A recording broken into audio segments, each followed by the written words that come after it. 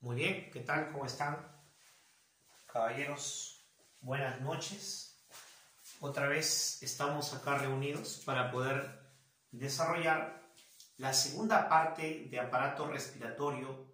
Recuerda que quien les habla es el profesor Diomedes Loloy, su profesor de anatomía de la prestigiosa academia de Cajamarca llamada Torres del Saber.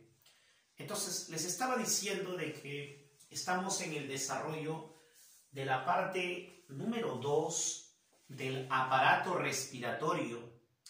En esta ocasión vamos a tocar un aspecto morfofuncional. No va a ser netamente morfológico, sino que va a ser morfofuncional. Recordemos una cosa muy importante. Cuando nosotros hablamos del aspecto morfológico, hablamos de la estructuralidad, ¿ok? De la anatomía en sí. Pero a nivel preuniversitario, pues la anatomía, la estructuralidad o la morfología es combinada con la fisiología. Por eso es que el día de hoy también vamos a desarrollar pues aspectos muy simplistas pero importantes de la fisiología respiratoria. Entonces, tienes que estar atento. Bien, empecemos chicos de una vez entonces. La semana pasada nosotros habíamos revisado fosas nasales, habíamos descrito fosas nasales, habíamos descrito también la faringe. Recordemos la faringe y su anillo de Waldeyer, o recordemos los agujeros virtuales que presenta la faringe para comunicarse sucesivamente con fosas nasales, con boca y laringe.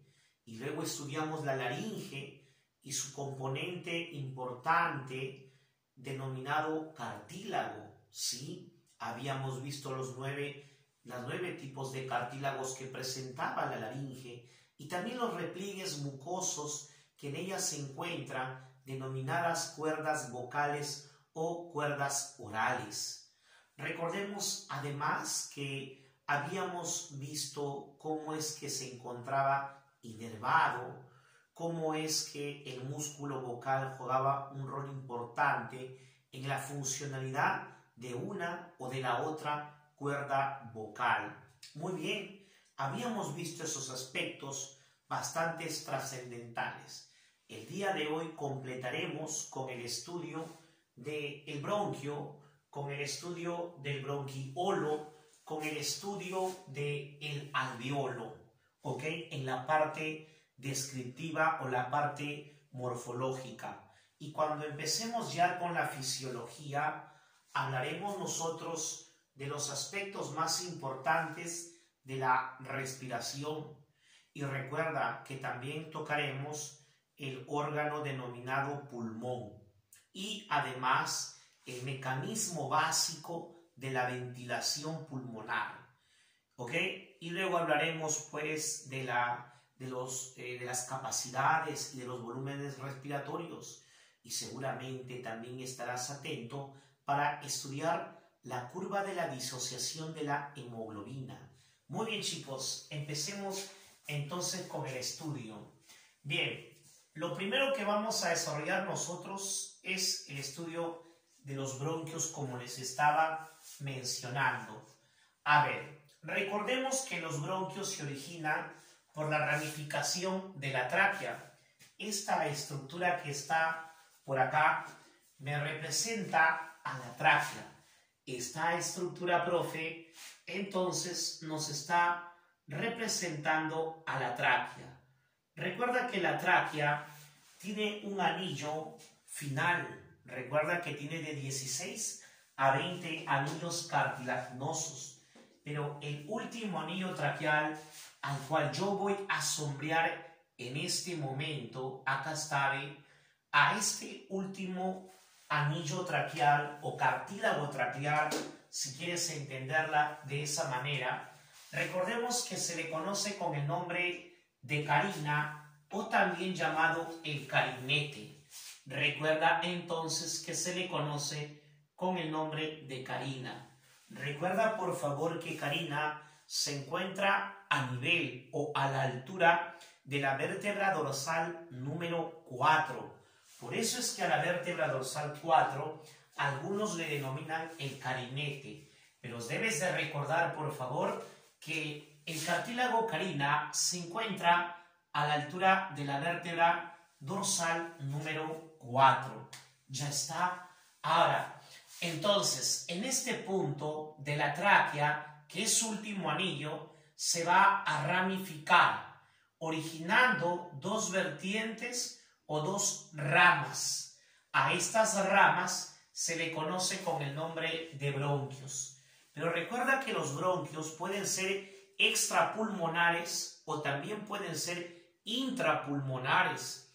Nosotros hablamos de bronquio extrapulmonar cuando hacemos referencia a la primera ramificación. La primera ramificación es el bronquio extrapulmonar. A este bronquio, recuerde usted que le conocen con el nombre de el bronquio primario. Así que acá yo a usted le voy a colocar el nombre de bronquio primario. Ya está. El bronquio primario, profe, o también llamado extrapulmonar, sí, en el lado derecho y en el lado izquierdo. Después de ello, nosotros tenemos a la ramificación de ese bronquio primario para poder obtener a este bronquio que se encuentra por acá denominado el bronquio secundario. Así que acá se encuentra el bronquio secundario.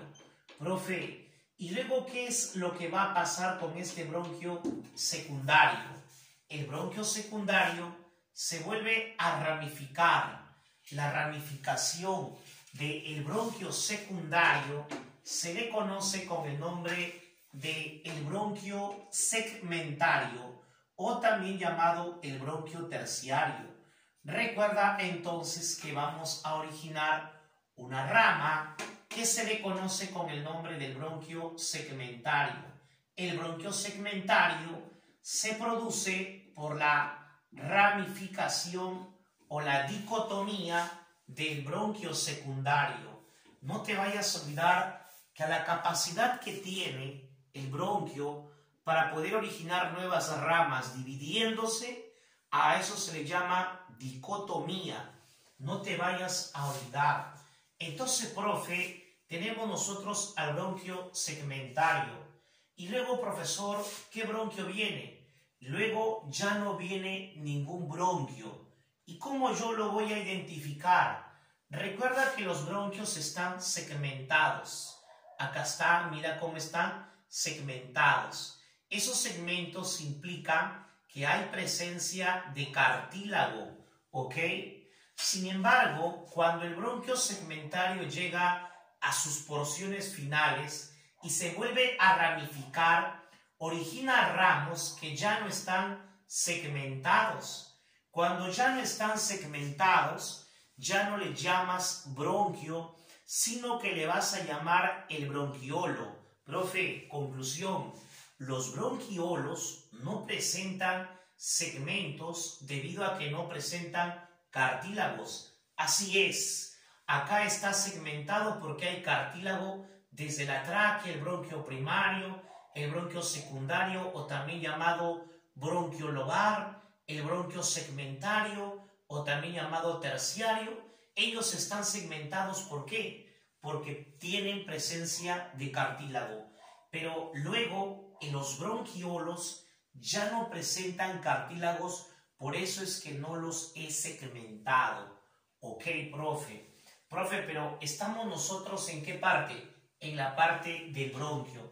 Estudiemos entonces el bronquio, muchacho. Vamos a ver. ¿Qué debes de saber del bronquio? Del bronquio, profe, yo debo de saber el tipo de epitelio que presenta. Perfecto. El tipo de epitelio. Recuerda que el bronquio aún conserva un epitelio llamado epitelio respiratorio. y que tú lo conoces. ¿Cómo se denominaba? Epitelio pseudoestratificado cilíndrico ciliado. Recuerda que es un error que comete el libro de Lumbreras. Si tú revisas anatomía de Lumbreras, van a mencionarte que el bronquio presenta un epitelio monoestratificado cilíndrico o monoestratificado cúbico. Eso es totalmente falso.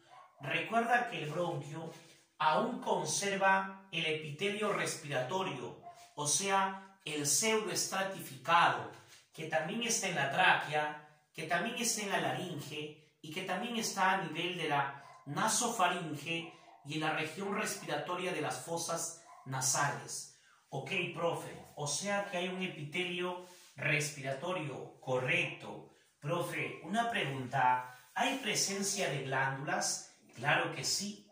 Acá hay presencia, acá está, yo te voy a colocar que acá hay presencia de glándulas, correcto. Sí las hay presencia glandular. Y ya sabes que las glándulas que se encuentran acá presente, recuerda, esa glándula es secretora de mucinógeno. Cuando se hidrata, se convierte en mucina para constituir el moco, una secreción de las glándulas que están presentes a nivel de bronquios. Recuerda otra cosa más. Recuerda que a nivel de los bronquios hay presencia de cartílagos. Así que acá yo te voy a colocar que acá está presente o hay presencia de ¿qué? Hay presencia de cartílagos. Ya está. Hay presencia de cartílago, profe. Claro que sí. Hay presencia de cartílago de tipo hialino. No te olvides, ¿ok? Ya está. Profe, ¿y qué más yo debo de conocer de los bronquios? Recuerda que los bronquios también se van a caracterizar, no te olvides, porque presentan músculo liso. O sea, profe, a nivel de los bronquios hay músculo liso. Claro que sí, hay presencia de músculo liso. Profe, una pregunta. ¿Es verdad que al músculo del bronquio se le llama el músculo de Reisensen? No, no es cierto y no vayas a escoger como correcto ello. El músculo de Reisensen no es propio del bronquio. ¿Y dónde está presente? Ya lo vamos a ver, no desesperes. ¿Ok? Profe, ya está. Ya entendí, profe, esa parte. Ahora, si a mí me preguntan, profe, de las dimensiones en cuanto al diámetro de los bronquios, ¿qué voy a responder? Ok, ahora te lo menciono acá. Cuando nosotros hablamos del diámetro de un bronquio, no te olvides, diámetro de un bronquio. Se dice que diametralmente los bronquios van a tener un diámetro desde 1,5 centímetros hasta, no te olvides, hasta los 0,2. Ahí está. Eso es lo que nosotros debemos de tener en cuenta. Esa viene a ser su calificación diametral del bronquio. Ok, profe, ya entendí. Eso es lo que nosotros vamos a tener. Claro que sí, muchacho. Bien, profe. Profe, una pregunta. Cuando usted habla de 1,5, se está refiriendo seguramente al bronquio más grueso. Me estoy refiriendo al bronquio más grueso, que es el bronquio del lado derecho. Este que está acá es del lado derecho. Este que está acá es del lado izquierdo. Me estoy refiriendo a este. Y cuando yo me voy al límite inferior, obviamente me estoy hablando de un bronquio de tipo segmentario. Perfecto, profe. Ya está. Ahora, profesor, ¿podemos diferenciar entre el bronquio primario del lado derecho y el bronquio primario del lado izquierdo? Sí, es necesario porque eso ha sido motivo de pregunta de exámenes de admisión. He visto, recuerda, en más de 6 o 7 tipos de exámenes de admisión de diferentes universidades del Perú. Así que es de vital importancia la comparación entre el bronquio primario derecho con el bronquio primario izquierdo. Se dice que el bronquio primario del lado derecho es un bronquio considerado grueso y estable, mientras que el bronquio primario del lado izquierdo es considerado un bronquio delgado y estable. Recuerda que el bronquio primario del lado derecho, el del lado derecho, se caracteriza por ser un bronquio corto, mientras que el del lado izquierdo se caracteriza por ser un bronquio largo. Ahí está. Además, recuerda que el bronquio del lado derecho se caracteriza por estar en posición vertical. Date cuenta, su posición es un poquito más recta que la otra. La otra está en posición horizontal. Entonces, del lado derecho tiene una disposición verticalizada. Ahí está. En posición vertical. Mientras que el del lado izquierdo tiene una posición horizontal. Debemos de recordar ello. Hay diferentes posiciones, diferente calibre y diferente longitud entre cada uno de esos dos bronquios primarios. Las diferencias entre el bronquio primario derecho y el bronquio primario izquierdo. Chicos, continuemos. Recordemos que los bronquios primarios originaban a los bronquios secundarios, o también llamado bronquio lobar. ¿Van a originar a esos bronquios, profe? Claro que sí. Profesor, la pregunta es, en el lado izquierdo, el bronquio primario del lado izquierdo, ¿cuántos bronquios secundarios o lobares origina? Uno por acá y otro por acá. Origina dos bronquios lobares. Recuerda que va a originar dos bronquios lobares. Por esa razón es que yo acá debo de colocarte el nombre. Recuerda que el bronquio primario del lado derecho y también obviamente el del lado izquierdo origina a los bronquios lobares. Ahí está. Bronquios lobares del lado derecho y también el bronquio lobar del lado izquierdo. Claro que sí, a los dos va a originar. Ahora, recuerda lo que te he dicho hace rato. Te he dicho que el bronquio primario del lado izquierdo origina dos bronquios lobares en el lado izquierdo. Así que recuerda que son dos bronquios lobares en el lado izquierdo. Profe, o sea, el delgado origina dos, sí, y el grueso debe de originar más de dos. Recuerda que el bronquio grueso, que es del lado derecho, me origina tres bronquios lobares. Eso debemos de recordar. Ahora, recuerda que bronquio lobar tiene que ver con lóbulo pulmonar. Cada bronquio lobar se va a un lóbulo pulmonar.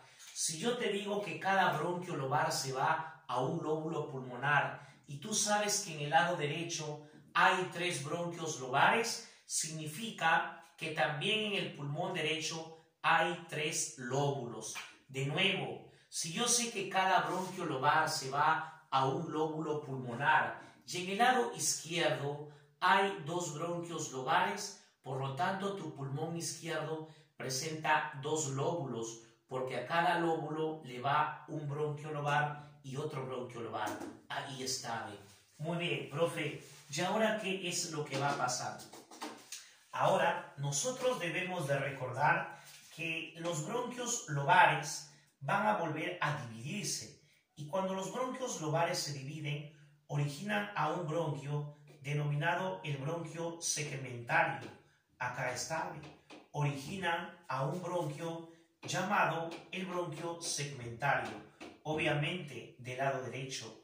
Y por acá se originará el bronquio segmentario del lado izquierdo. Ahí está, bronquio segmentario del lado izquierdo. Muy bien, profe. O sea que hay bronquio segmentario en el lado derecho y también en el izquierdo. Sí. Profe, una pregunta. ¿Qué vas a preguntar? Los tres bronquios lobares derechos ¿Cuántos bronquios segmentarios derechos me van a originar? Recuerda que te van a originar 10 bronquios segmentarios. Mientras que cuando yo hablo de el bronquio segmentario, ¿cuántos bronquios segmentarios se van a originar de los bronquios lobares? Recuerda que se van a originar 8. Ahí está. 8 bronquios segmentarios se originan a partir de los bronquios lobares. No te olvides. Muy bien, profe. Continuemos entonces con la explicación. Ahora nosotros tenemos por acá el estudio de los bronquiolos. Claro que sí. Recuerda que los bronquiolos se originan de la ramificación del bronquio segmentario. Y nosotros vamos a tener dos clases de bronquios. Hay un bronquio que se le conoce con el nombre del bronquio terminal. No te olvides. Hay un bronquio que se le conoce con el nombre del bronquio terminal. Bronquiolo terminal. Ok, profe, ¿dónde está ese bronquiolo terminal? Veamos entonces nosotros por acá. Acá vamos a colocar una línea para poder señalar nosotros a la existencia de ese bronquiolo. ¿Cómo se le llama, profe? Se llama el bronquiolo terminal.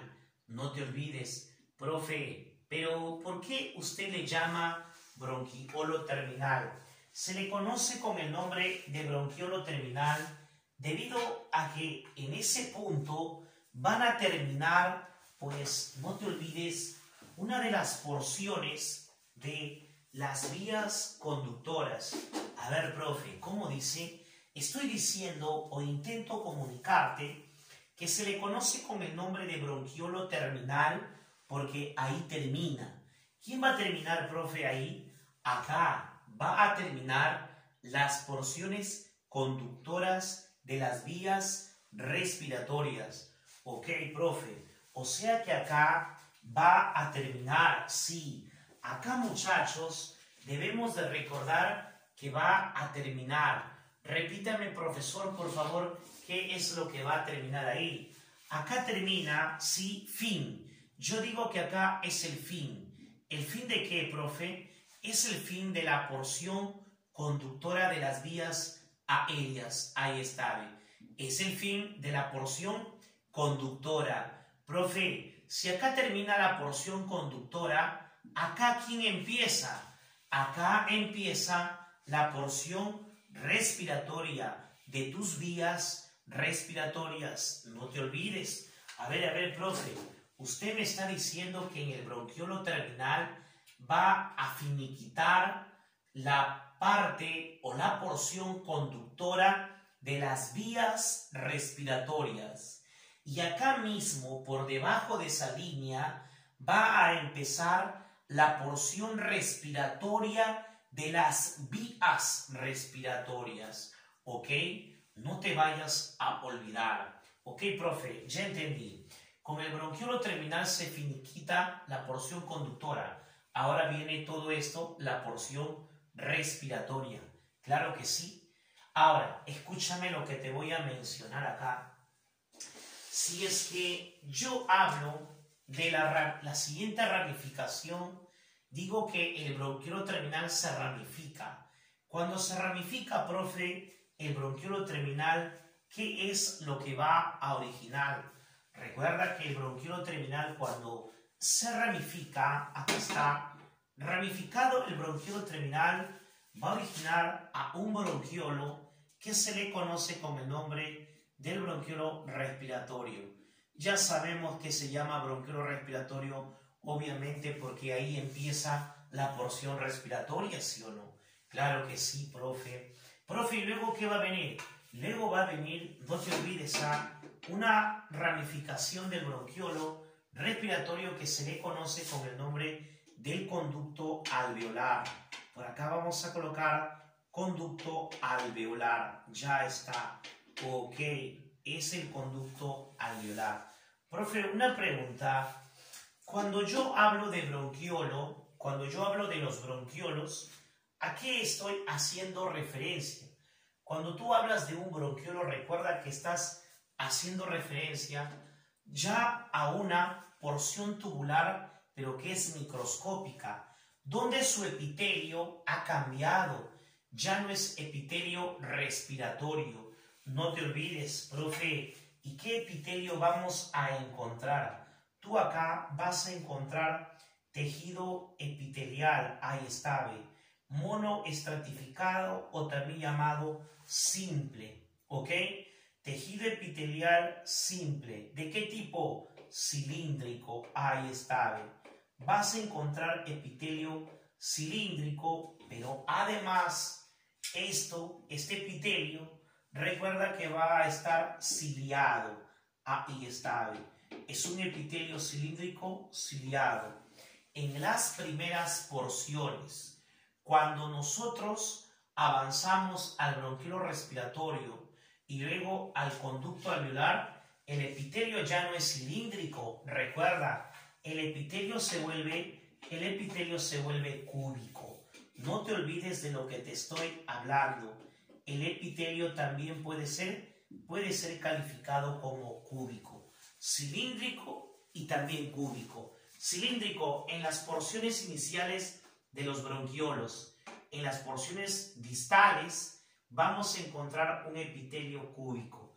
Y ese cúbico aún va a mantener la característica de la presencia de los cilios. Profe, una pregunta. ¿En los bronquiolos hay, por si acaso, glándulas secretoras de moco? No. Recuerda que es una característica muy importante.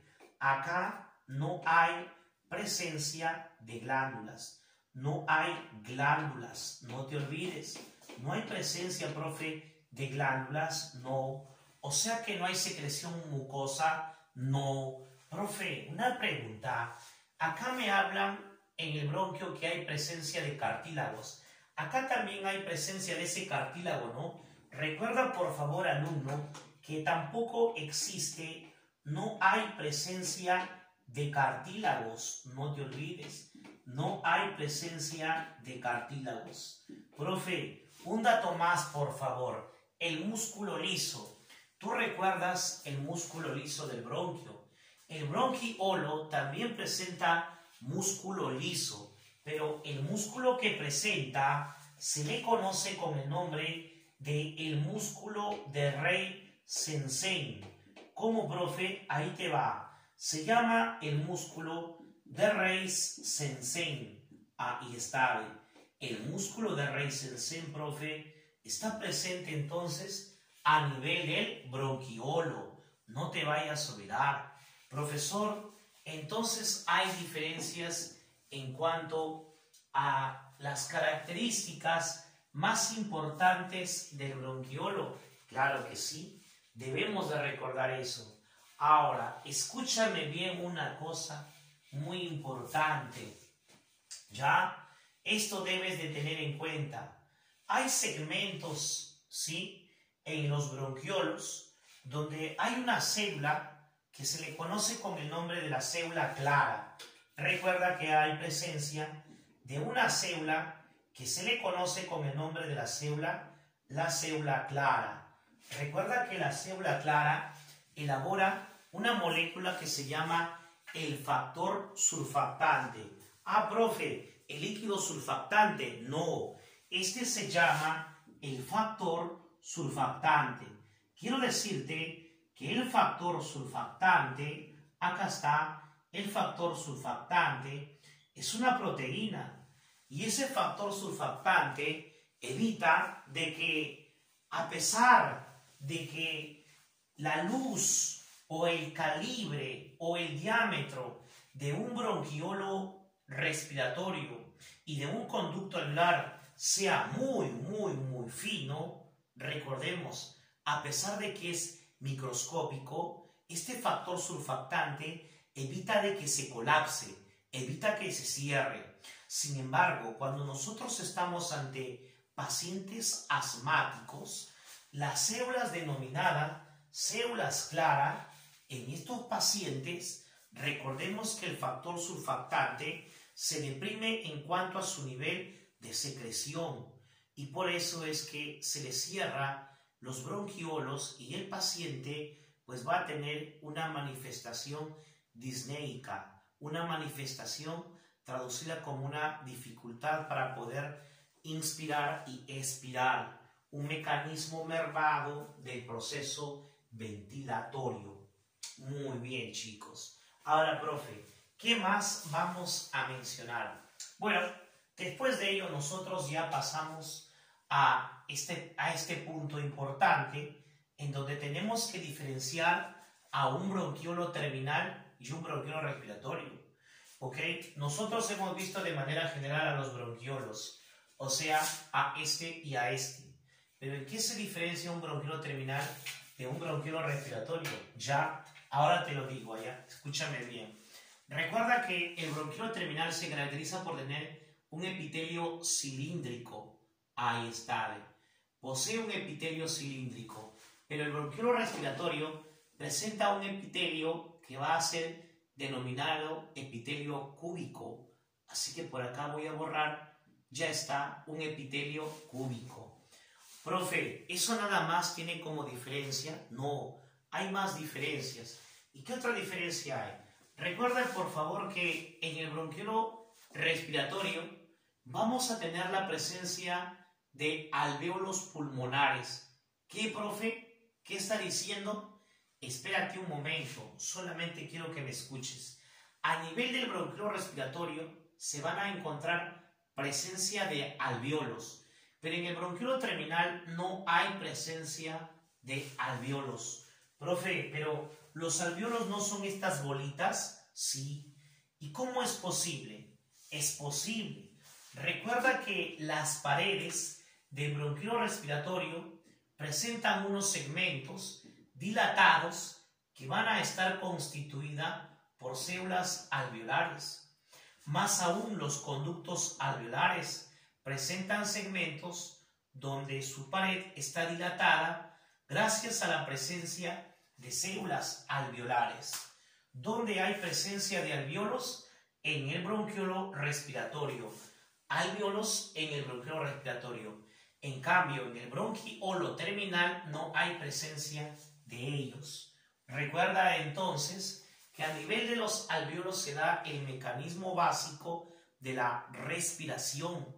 Como ahí se da el mecanismo básico de la respiración, por eso es que al estar presente también en las paredes del bronquiolo, en las paredes de este bronquiolo, es que este también se va a encargar de la función respiratoria, ya no de la conductora, porque la conductora está por arriba de la línea negra, por abajo función respiratoria. La función respiratoria gracias a la presencia de alvéolos, que te quede claro.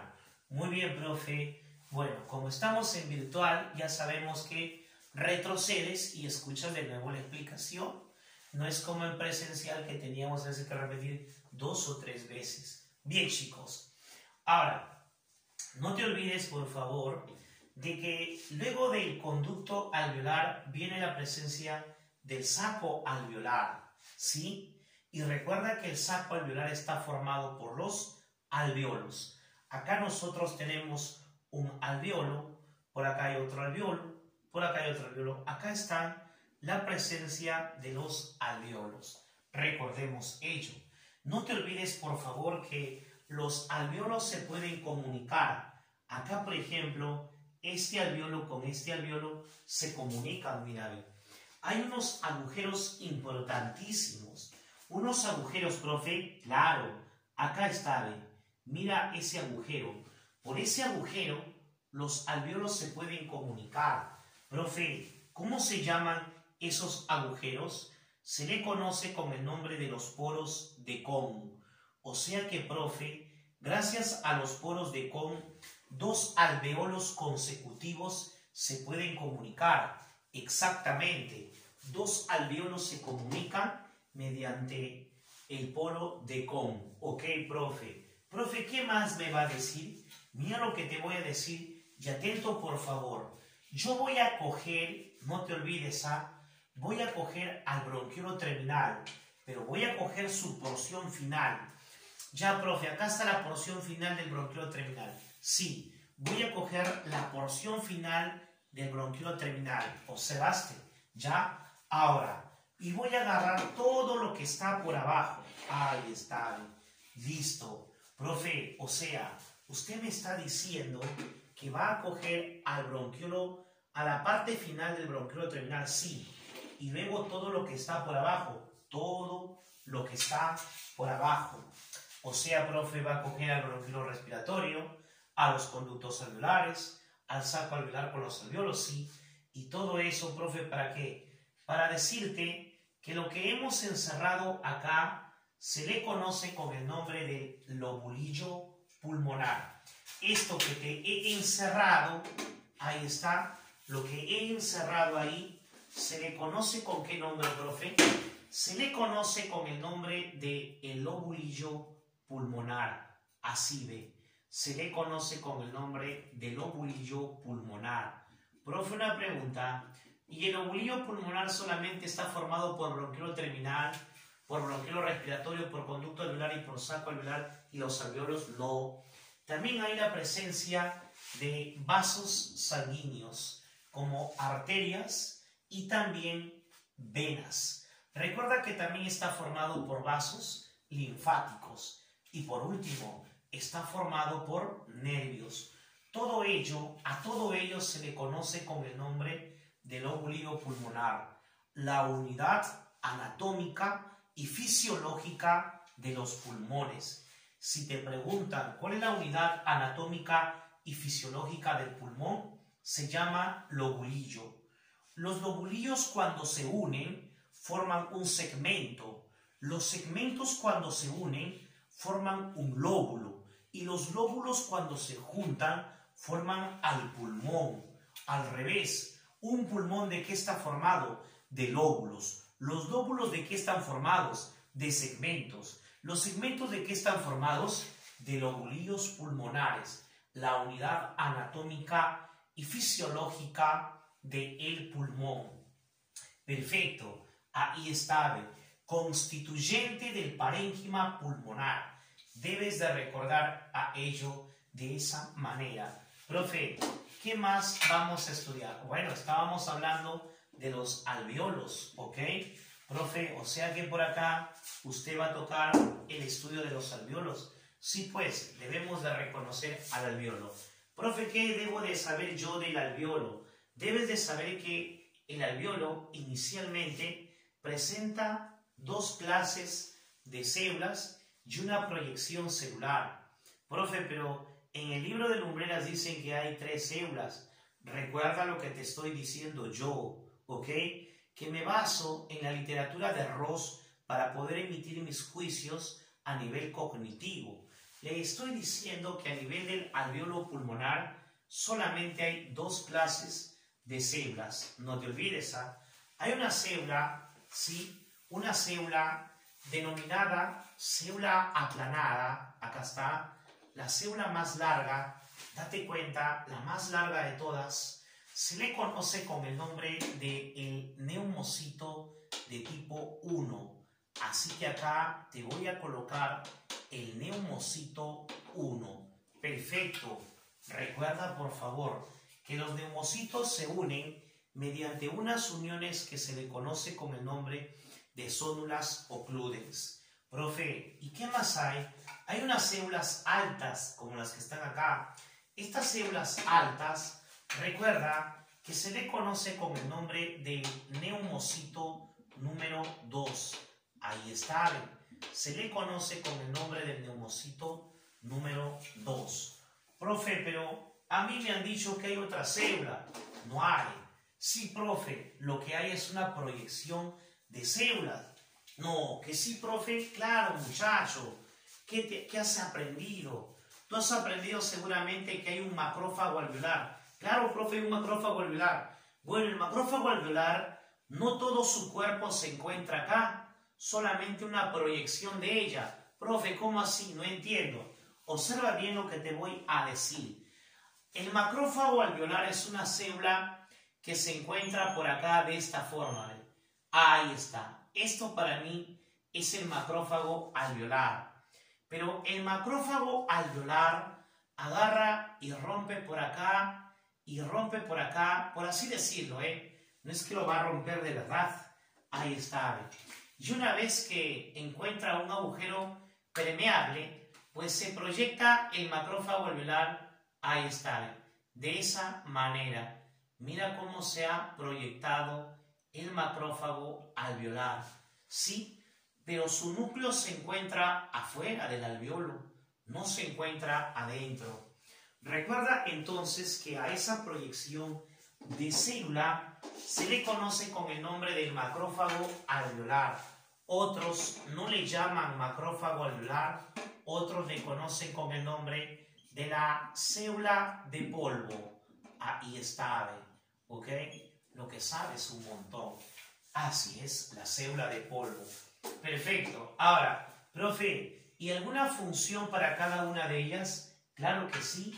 Hay funciones de vital importancia que debes de aprender. Por ejemplo, si nosotros hablamos del neumocito de tipo 1, la célula que en este momento voy a sombrear o voy a achurar, estoy hablando de esta célula llamada neumocito número 1. Se dice que el neumocito número 1 representa un 40% del total de células. Ahí está. Mientras que el neumocito 2 representa un 60% del total de células. Sin embargo, el neumocito número 1, a pesar de que se encuentra en menor cantidad, tiene mayor recorrido superficial. Tiene mayor recorrido superficial. Una sola célula, mira cuánto de recorrido superficial tiene. En cambio, el neumocito 2, mira, acá están agrupadas 7 células para tener solamente este recorrido superficial. O sea que, a pesar de que el neumocito 1 está en menor cantidad, se dice que representa hasta el 95% de toda la superficie alveolar, mientras que el neumocito número 2 representa solamente el 5% de la superficie alveolar. Por otro lado, yo estaba diciendo que cada una de ellas va a presentar una función importante. Por ejemplo, el neumocito 1 se encarga del intercambio de gases. Al intercambio de gases se le conoce con el nombre de la hematosis. No te olvides, al intercambio de gases se llama hematosis. Mientras que el neumocito número 2, recuerda que el neumocito número 2 se activa a las 24 semanas de gestación, o sea, a las 24 semanas de vida intrauterina. Cuando tú tenías 24 semanas de vida intrauterina, tu neumocito número 2 se activó y elaboró un producto que se le conoce con el nombre de el líquido surfactante. A ese líquido surfactante ya está acá, el líquido surfactante.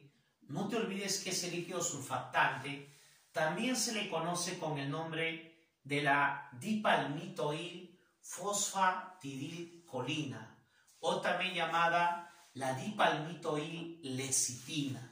Recuerda entonces, el neumocito de tipo 2 elabora al líquido surfactante, que está constituida de la dipalmitoil fosfatidilcolina, o también llamada dipalmitoil lecitina. Recordemos ello entonces. Profe, por otro lado nosotros tenemos al macrófago alveolar, o también llamado célula de polvo, profe, ¿sí?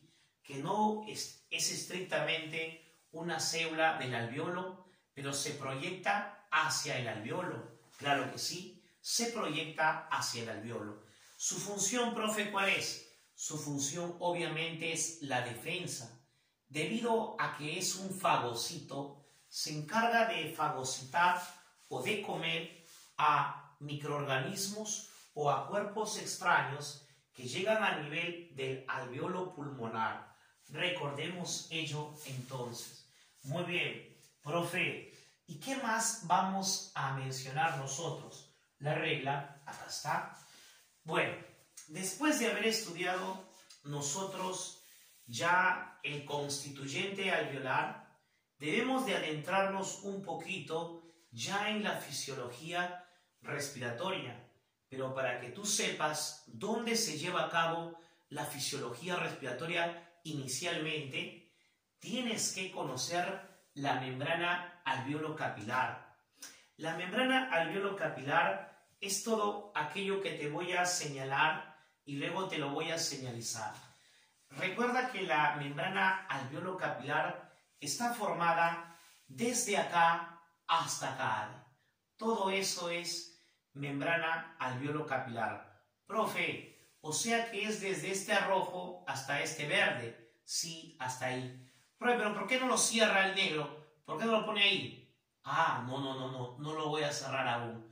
Pero, profe, ¿por qué no lo va a cerrar aún? Porque acá me falta considerar a algo que aún no dibujo. ¿Y qué es lo que aún no dibuja? Lo que yo aún no dibujo es el líquido surfactante. Allá, profe. O sea que ahí falta, de alguna manera, profe, diseñar al líquido surfactante. Sí. A ver, profe, diséñelo. Acá está el líquido surfactante. Esto que está acá, a mí me va a representar a mi líquido surfactante. El líquido surfactante, recuerda que está formado o constituido por la dipalmitoilfosfatidilcolina y es elaborada por el neumocito tipo 2. Ahora sí, ya está ahí señalado mi líquido surfactante con los otros constituyentes.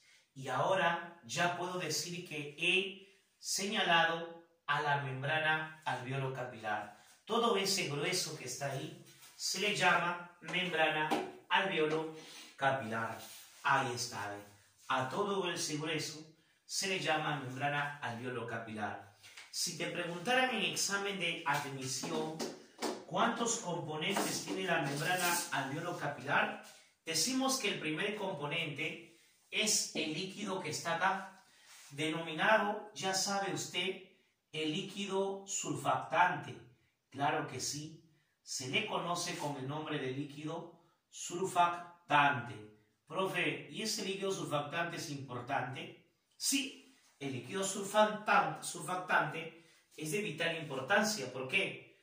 Porque si no hubiera líquido surfactante, cada vez que tú expiras, tus alvéolos no se quedarían como una pelotita. Tu alvéolo terminaría así, mira, tu alvéolo terminaría así y así, ¿ve? Así terminaría tu alvéolo cuando tú expiras. Pero para que no termine de esta forma, usamos al líquido surfactante.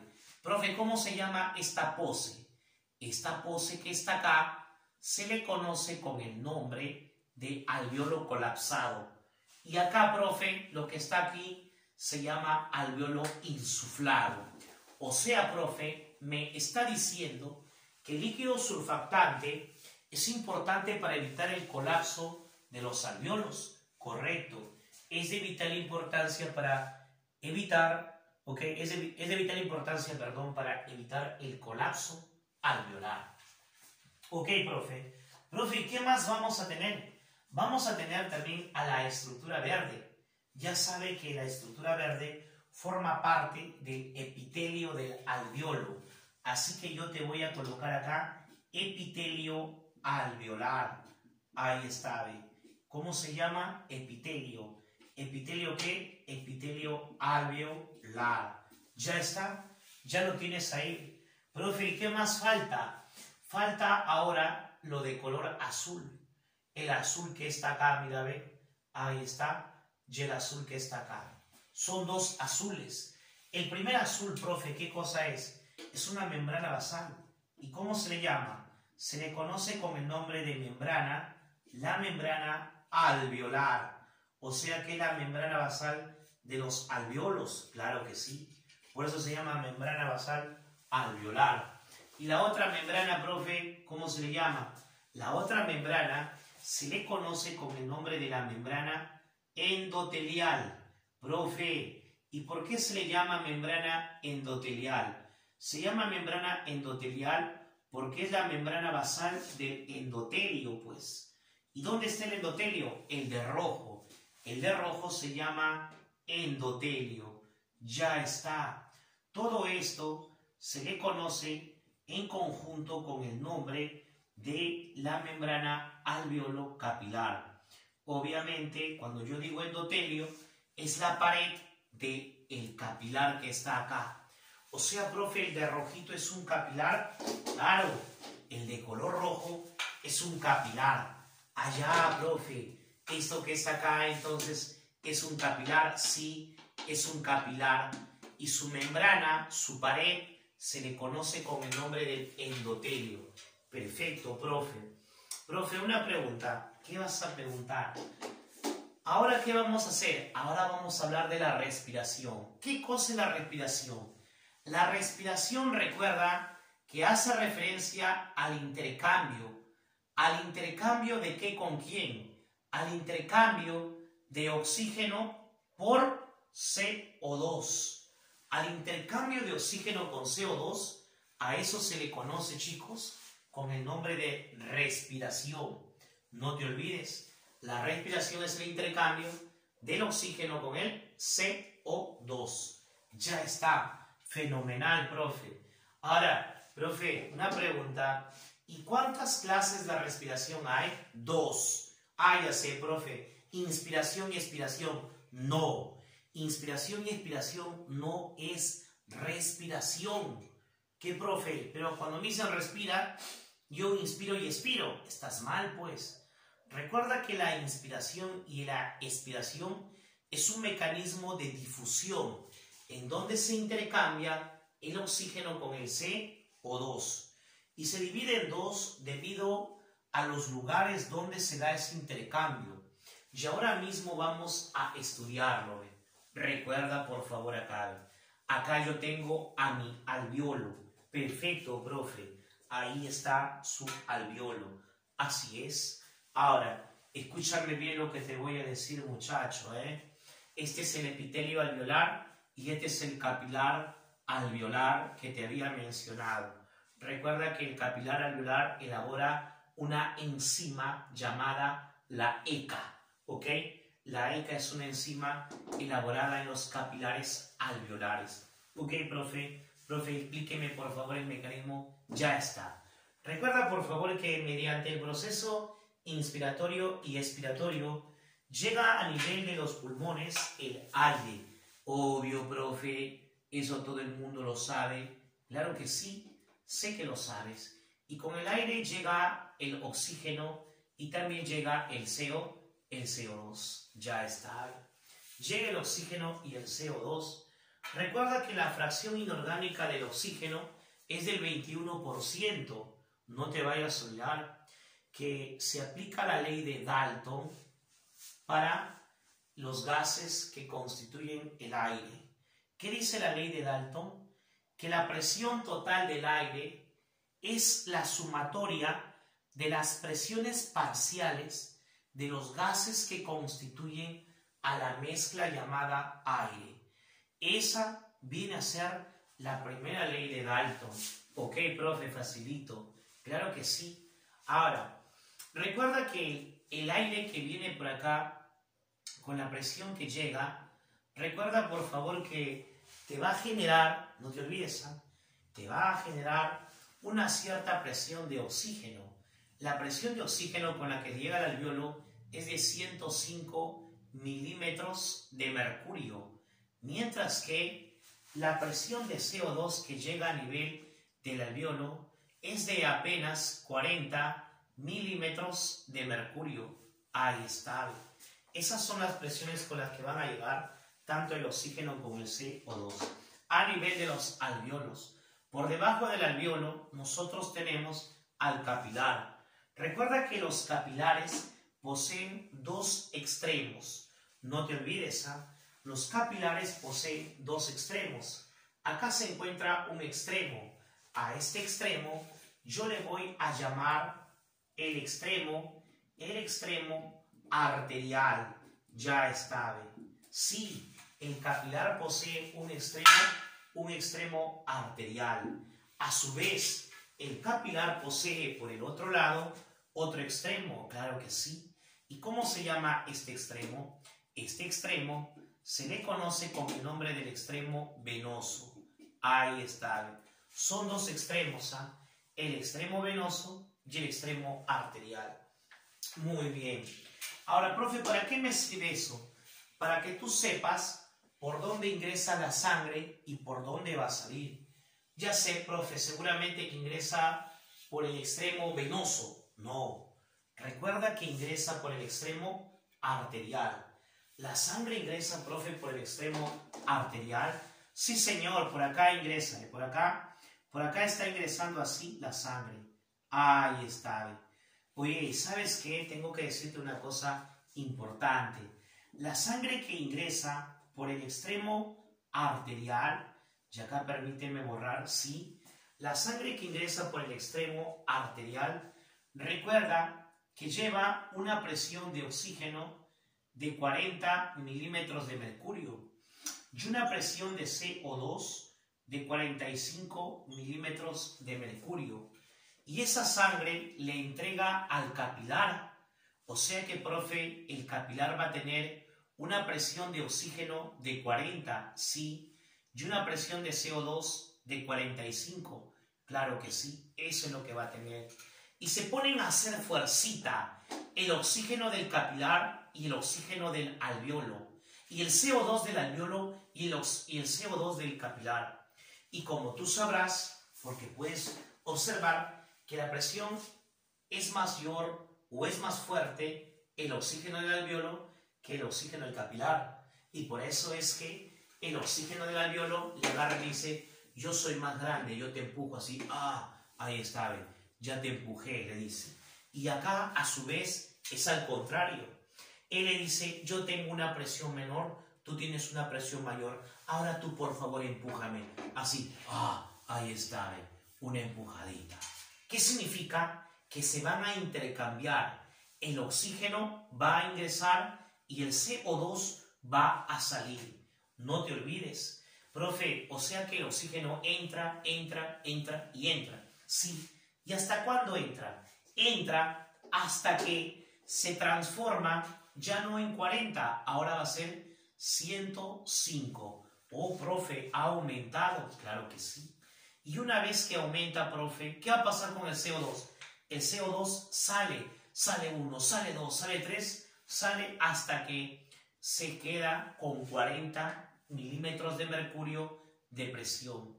Y luego, profe, ¿qué van a hacer? Bueno, ahora la sangre se ha recargado con oxígeno y además se ha descargado la cantidad de CO2.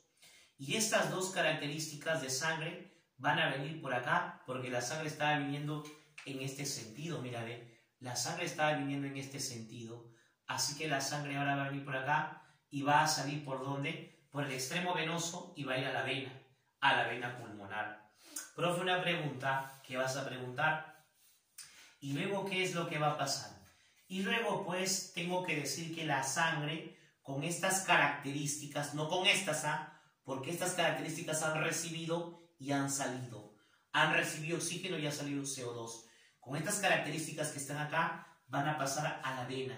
Allá, profe, o sea, con 105 de oxígeno y con 40 de CO2. Sí, con 105 de oxígeno, recuerda, va a pasar la sangre por las venas. ¿Qué venas, profe? Las venas pulmonares. Y con 40 va a pasar también por las venas pulmonares. ¿Pero 40 de qué? 40 de CO2. Recuerda, a nivel de las venas pulmonares, la presión de oxígeno es de 105 milímetros de mercurio.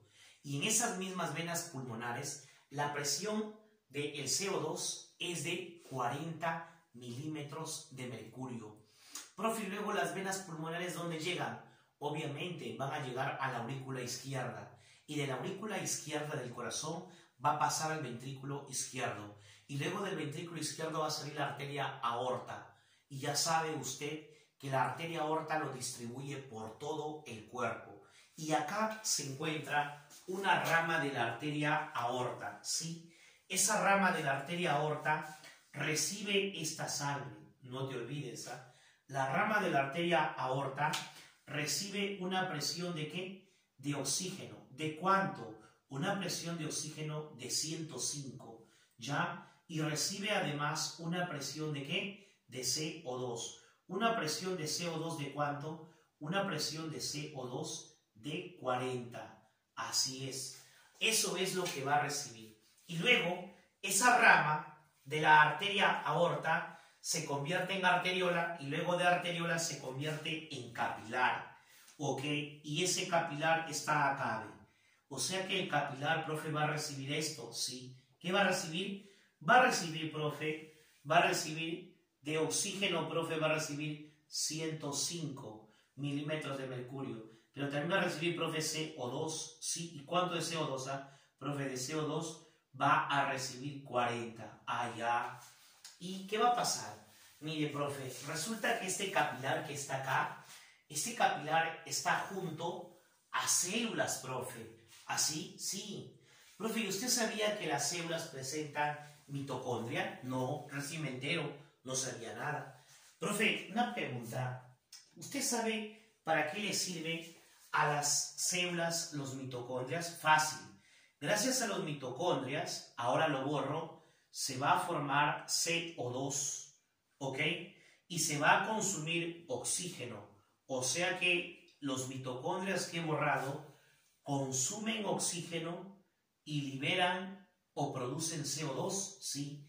Si consumen oxígeno, profe, significa que van a tener poco oxígeno. Claro, es como que yo tengo 10 caramelos y me consumo mis caramelos. Al final me quedan pocos caramelos. Igualito, si yo consumo mi oxígeno, me va a quedar poco oxígeno.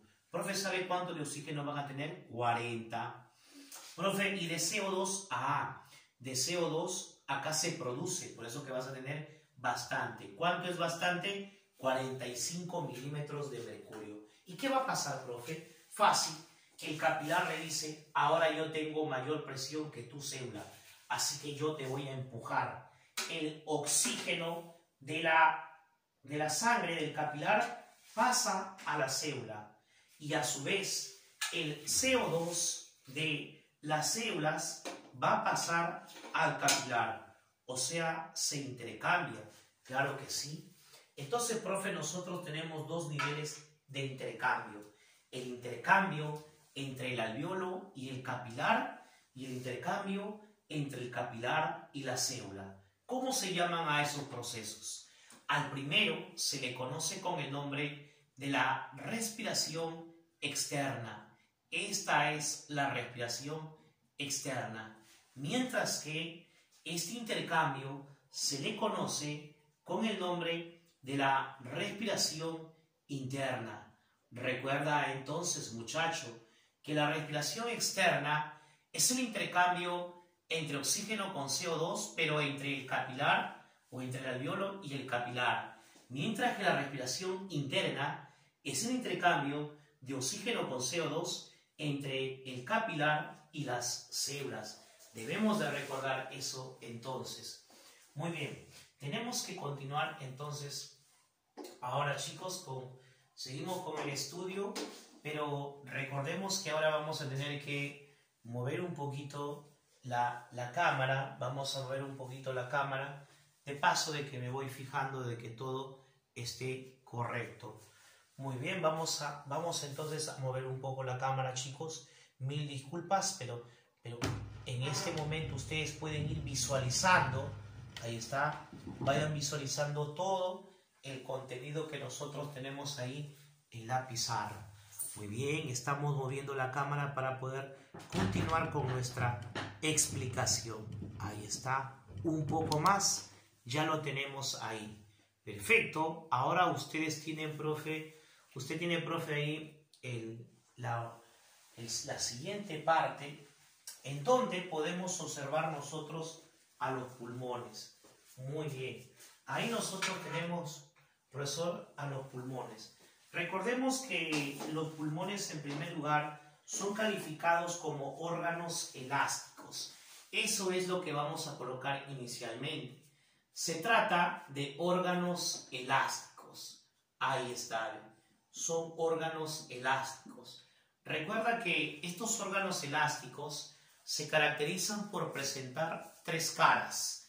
Tienen una cara interna, ¿sí? Una cara interna o medial, una cara anterior y tienen una cara diafragmática. Recordemos que la cara anterior se le conoce con el nombre de la cara costal. Tiene una cara inferior cóncava que está representada, no te olvides, por que está en contacto con el músculo del diafragma. Y una cara interna o medial o mesial, también llamado así, que se relaciona pues con el mediastino, y allí en esa cara hay un agujero que se le conoce con el nombre del ilio pulmonar. No te vayas a olvidar entonces que nosotros vamos a encontrar pues en la cara interna o medial o mesial el ilio pulmonar. Ahí está. ¿Qué es el ilio pulmonar? El ilio pulmonar es un agujero, ya, no te olvides. Ahora, por ese agujero va a atravesar o va a ser atravesado por el pedículo pulmonar. Recordemos ello. El pedículo pulmonar, profe, va a atravesar el ilio pulmonar. Claro que sí. Cuando a mí me preguntan por los componentes de ese ilio pulmonar, ¿yo qué es lo que tengo que mencionar acá? Tengo que mencionar que el pedículo pulmonar que pasa por el ilio pulmonar está formado en primer lugar por los bronquios, ¿ok? El bronquio primario, ya está. Además, está representada por la arteria pulmonar, listo. Está representada por la vena pulmonar. Está representada por vasos linfáticos y también por nervios, la N de nervios. Eso nosotros debemos de recordar. Diferencias entre el pulmón del lado derecho y el pulmón del lado izquierdo. Recordemos que el pulmón del lado derecho es mucho más grande que el del lado izquierdo. Recordemos las dimensiones de los pulmones. Las dimensiones de los pulmones más o menos va de 25 por 16 por 10 centímetros. Ahí está. Para el pulmón del lado derecho.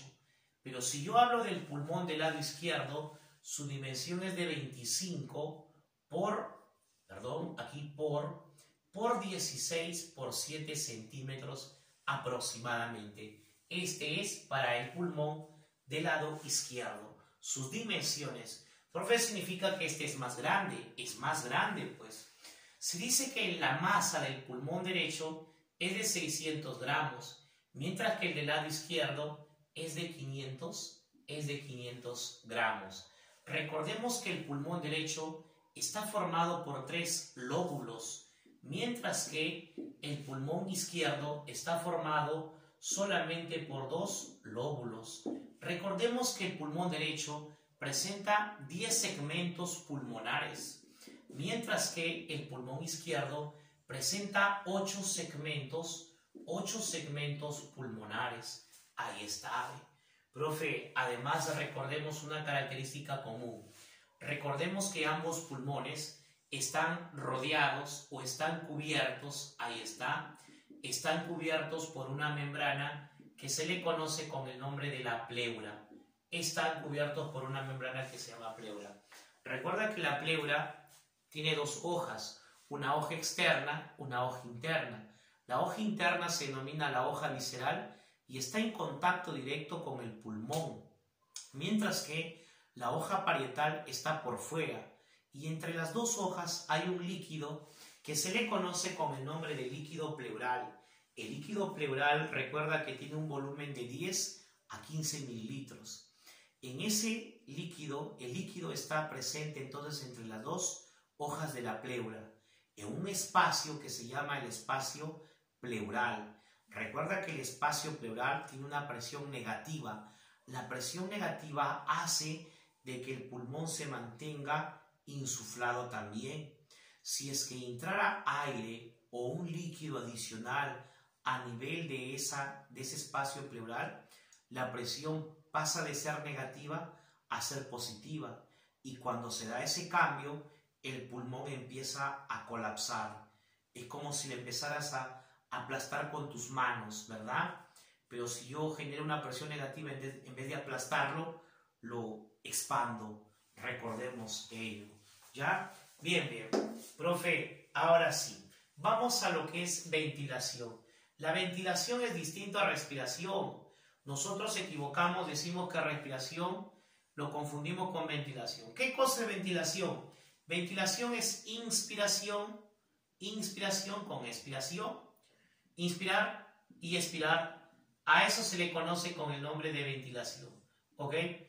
Es diferente a respiración. Tú ya sabes que respiración es intercambio de gases. Acá tengo yo ventilación, pues inspiración con expiración. Diferencias básicas, diferencias puntuales. Mira, la inspiración, recuerda que es el ingreso del aire. Ahí está, facilito. Mientras que la expiración es la salida del aire. Recordemos que la inspiración, ¿ya? Cuando se da la inspiración aumenta el volumen pulmonar, mientras que cuando se da la expiración disminuye el volumen pulmonar.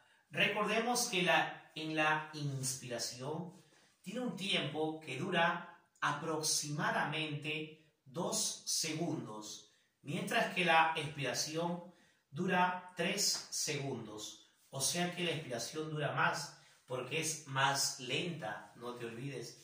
Y es más lenta debido a que es un mecanismo pasivo, mientras que la inspiración es un mecanismo activo. ¿Por qué es un mecanismo activo? Porque acá vas a observar la contracción muscular. Acá se observa contracción muscular. O sea que en la inspiración se contraen músculos, sí, como por ejemplo los intercostales externos. Profe, en la expiración no hay contracción muscular. Profe, pero a mí me han dicho que hay músculos expiradores. Sí, hay músculos expiradores, pero no se utilizan en la expiración. Se utilizan los músculos solamente cuando hay una inspiración, porque es un proceso activo. Se utilizan músculos en la expiración solamente y solo y cuando es una expiración forzada. Solamente en las expiraciones forzadas se utiliza musculatura. Después no se utiliza. Que te quede claro. Muy bien. Profe, ¿y qué más vamos a comentar? Recuerda que en la inspiración aumentan los diámetros pulmonares. Profe, ¿y usted sabe cuáles son los diámetros pulmonares? Claro. Ahorita te los digo. Profe, si en la inspiración aumentan los diámetros, en la expiración, profe, disminuyen los diámetros pulmonares, ¿verdad? Sí.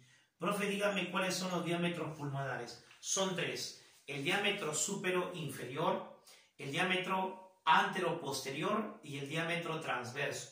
Son los diámetros de todo pulmón. Y aumentan en la inspiración, obviamente, porque aumenta el volumen debido a que ingresa aire. Y disminuye en la expiración. Siguiente, recordemos algo también importante. Recordemos que en la inspiración el diafragma, ahí está, el diafragma se encuentra plano, ahí está. Mientras que en la expiración el diafragma tiene forma de cópula, así es. O sea, en la inspiración el diafragma está así, aplanado. En cambio, en la expiración está así, tiene una cópula. Recordemos ello. Muy bien, profe. ¿Qué más vamos a mencionar? Vamos a mencionar que para que se dé la inspiración, recuerda, para que se dé la inspiración, la presión intrapulmonar debe de ser igual a 758 milímetros de mercurio. Y para que se dé la expiración, la presión intrapulmonar debe de ser de 762 milímetros de mercurio, ya que la presión atmosférica es 760. Para que se dé la inspiración, no te olvides, esta es la presión atmosférica. Para que se dé la inspiración, la presión intrapulmonar debe ser 2 menos que la presión atmosférica. Y para que se dé la expiración, la presión intrapulmonar debe ser 2 más que la presión atmosférica, que es 760. Muy bien, ya está. Profe, acá nos habíamos olvidado algo en cuanto a lo que es el intercambio de gases. Mira, bien. Recuerda por favor que el oxígeno, ahí está, el oxígeno es transportado, no te olvides, el oxígeno es transportado en un 97% gracias a la hemoglobina, mientras que el 3% del oxígeno se encuentra disuelto. Eso que te quede claro. En cambio, el CO2 se transporta, no te olvides, en un 70% en forma de bicarbonato, ¿sí? Mientras que el 23% del CO2 se transporta unido a la hemoglobina y el 7% se transporta disuelto o se encuentra disuelta en la sangre. Ahí está. Eso quería mencionar antes de continuar. Bien, chicos, entonces esto que está acá vendría a denominarse, pues, la parte morfológica nos faltaba y la parte funcional. Sin embargo, nos falta un pedacito, ¿sí? Nos falta un pedacito que hace referencia al intercambio, que hace referencia a los volúmenes que ingresan y que salen de los pulmones. Muy bien. Entonces, como estamos haciendo una grabación directa, estamos haciendo una grabación totalitaria, me vas a permitir un par de minutos, un minuto solamente para poder borrar. Solamente quiero ver en qué parte voy a borrar. Acá está, muy bien. Entonces vamos a borrar por acá, chicos. Ahí está, vamos a borrar. Ya está, muy bien. Vamos a hacer entonces, ya está. Esta parte permite, dame un minuto. Aún estoy usando 45 segundos del minuto, así que no te quejes. Ya está. Ahora voy 35 segundos, del tiempo que te he pedido. Así que sígueme concediendo. Profe, ya se acaba el tiempo, todavía me falta. Ahora quedan 20 segundos, pero aún hay tiempo. Ya está, muy bien. Listo, perfecto. Ahora sí, ya tenemos. Profe, falta 5 segundos, sí puede faltar. Falta 5 segundos. Ya está. Ahora sí, chicos. Necesito que prestes atención. Acá nosotros vamos a estudiar pues los volúmenes respiratorios y también las capacidades respiratorias.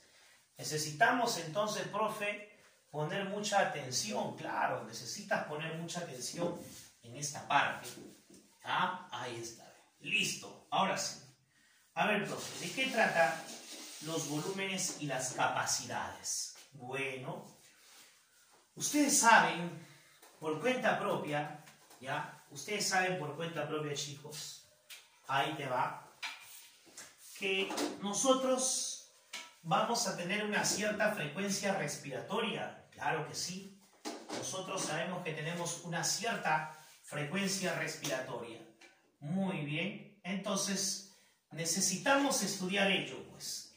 Necesitamos conocer ese mecanismo, pero ya en función de medidas, ¿sí?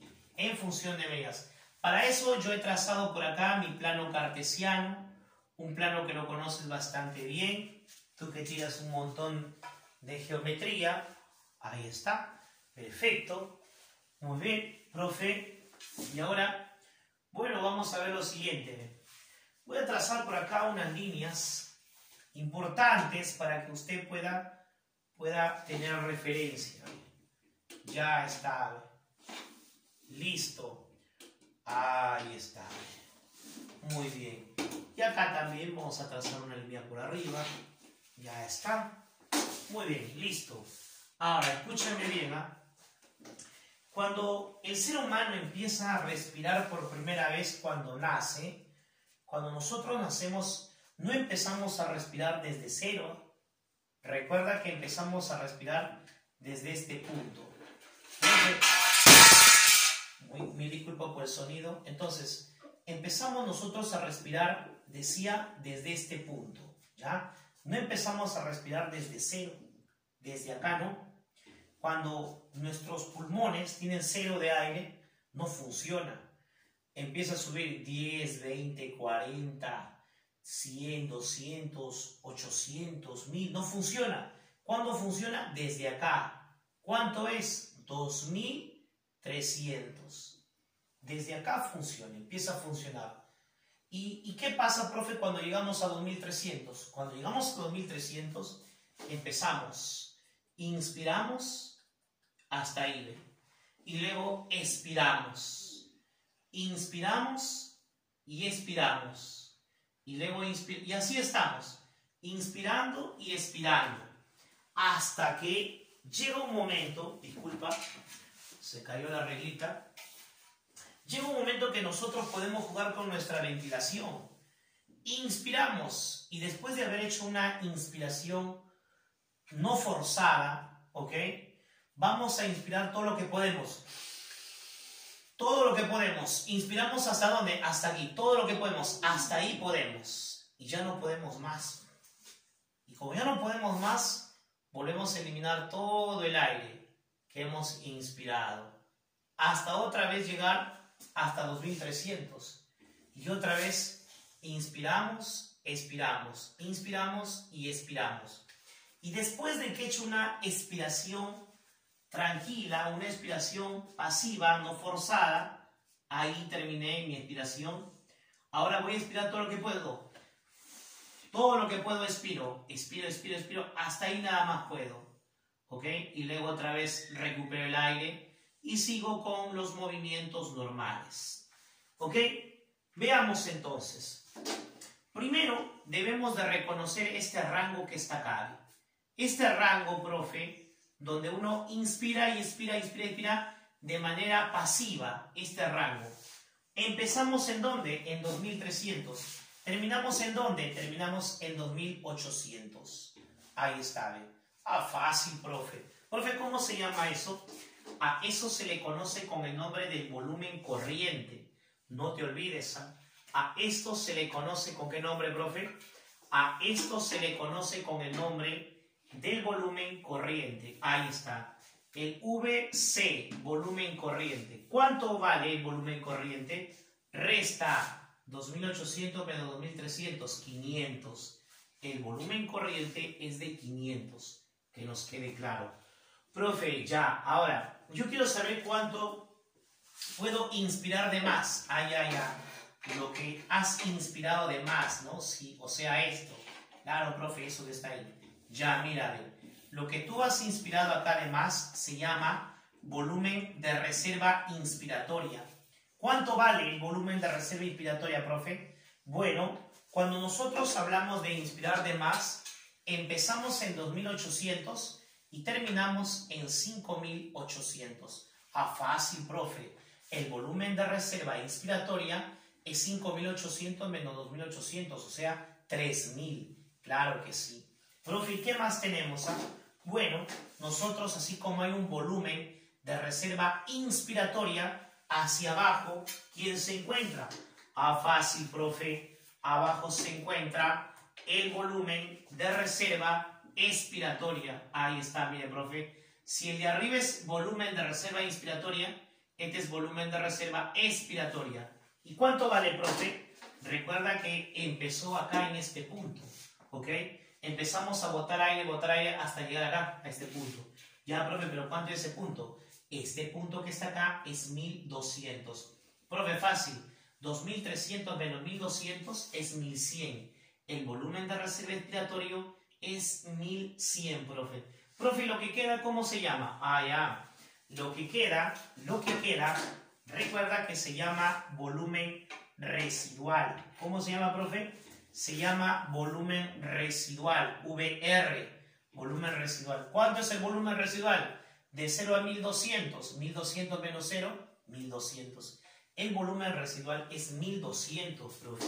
Ya, profe, ¿qué más va a haber? Bueno, esos son los volúmenes. Ahora, ¿qué pasa si uno suma suma volúmenes. Si yo sumo los volúmenes, recuerda, si yo sumo los volúmenes obtengo capacidades. Obtenemos capacidades. ¿Y qué capacidades hay? Hay una capacidad que se le conoce con el nombre de la capacidad funcional. ¿Por qué se le llama capacidad funcional? Porque desde ahí empezaron a funcionar tus pulmones. Por eso se llama capacidad funcional. Profe, ¿mis pulmones no empezaron a funcionar desde acá? No, desde acá, profe. Entonces, profe, la capacidad funcional es todo esto. Sí, pues, todo eso es la capacidad funcional. Ah, ya, profe. Profe, la capacidad funcional, para poder obtenerla, he tenido que sumar. ¿Qué he sumado? Mire, profe, he sumado primero este trocito y luego este trocito.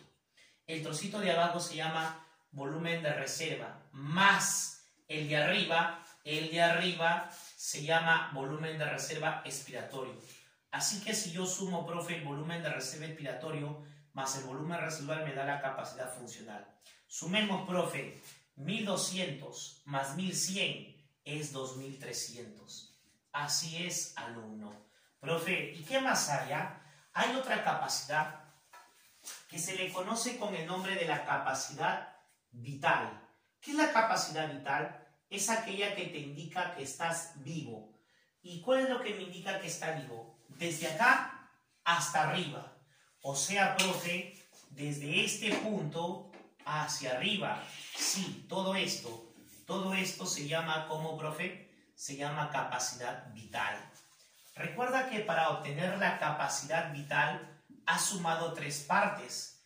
Has sumado la primera parte, que es el volumen de reserva inspiratorio, más el volumen corriente, más el volumen de reserva inspiratorio.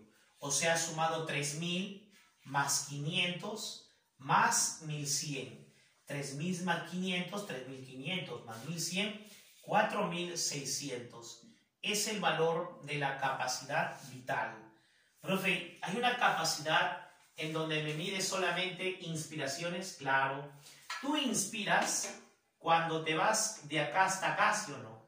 Pero también inspiras cuando subes. Claro. O sea, todo esto, profe, sí. Todo eso, ¿cómo se llama, profe? A todo esto se le llama capacidad inspiratoria. Ok, profe, ya sé, ya aprendí. La capacidad inspiratoria es la suma de esta primera parte que se llama volumen de reserva inspiratorio, más esta segunda parte que se llama volumen corriente. Sí, fácil, profe. Yo sé que el volumen de reserva inspiratorio es 3000 y el volumen corriente es 500. Por lo tanto, la capacidad inspiratoria es 3500. Claro. Profe, y así como hay una capacidad inspiratoria, también debe de haber una capacidad expiratoria. Claro, al revés, ahí está. Se llama capacidad expiratoria porque he expirado acá 500 y luego he expirado 1100. Claro que sí. O sea que, profe, esto se llama capacidad expiratoria, sí. Y es la sumatoria del volumen corriente más el volumen de reserva expiratorio. Claro, que vendría a ser, profe, 500 más 1100, o sea, 1600 mililitros de aire. Sí. Profe, ¿es verdad que hay otra capacidad? Sí, hay una capacidad más. ¿Y esa cómo se llama? Es cuando agarras todo. ¿Y cómo se llama, profe? Obviamente se llama capacidad total y es de 5800 mililitros, porque va desde 0 hasta 5800. Ah, ya, profe, sus capacidades. Profe, usted también me dijo de que íbamos a hablar algo sobre la curva de la disociación de la hemoglobina. Sí.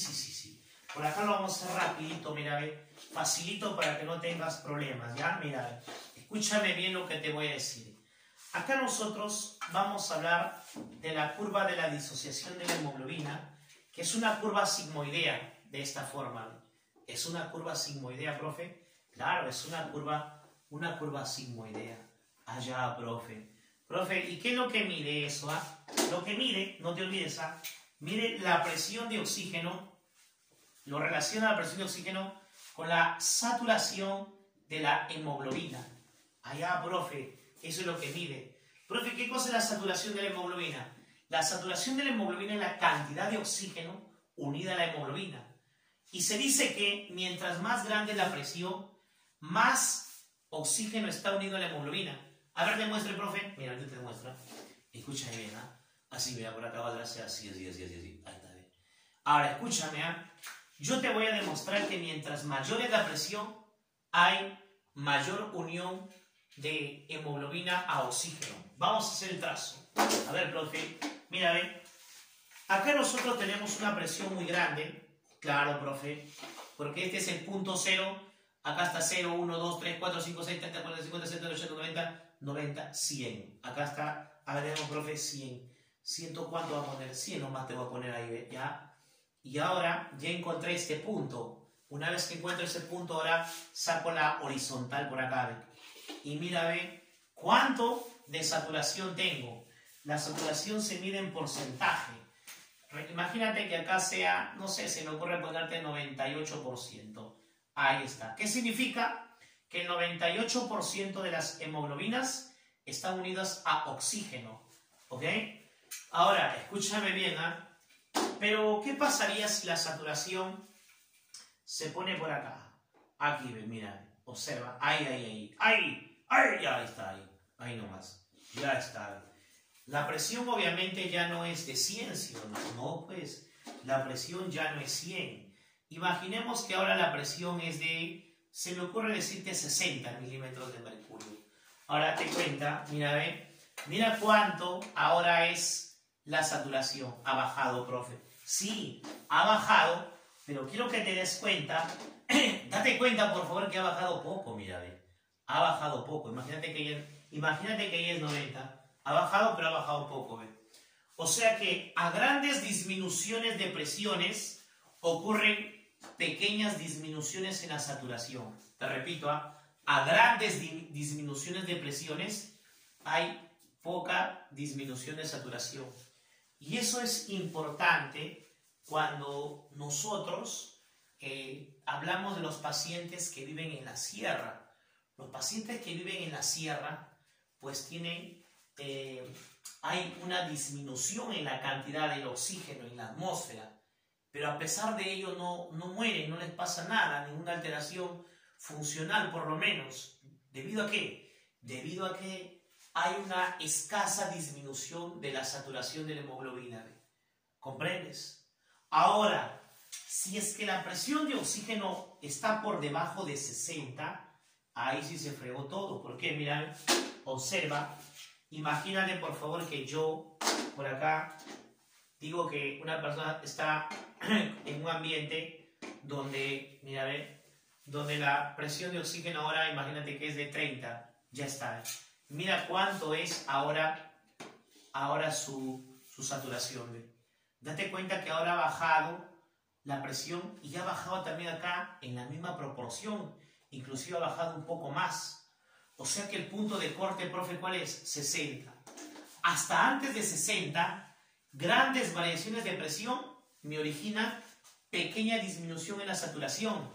Pero debajo de 60, disminuciones pequeñas o grandes de la presión de oxígeno me van a generar también de la misma manera disminuciones grandes o pequeñas en la saturación.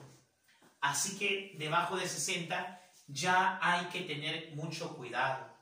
No te olvides que esta curva de disociación de la hemoglobina se puede estudiar cuando la curva se desplaza hacia la derecha o cuando se desplaza, la curva cuando se desplaza hacia la izquierda. ¿Sí? Se puede estudiar a ambas. No te olvides que cuando se desplaza hacia la derecha todo es complicado. ¿Por qué, profe? Todo es complicado. Observa, mira.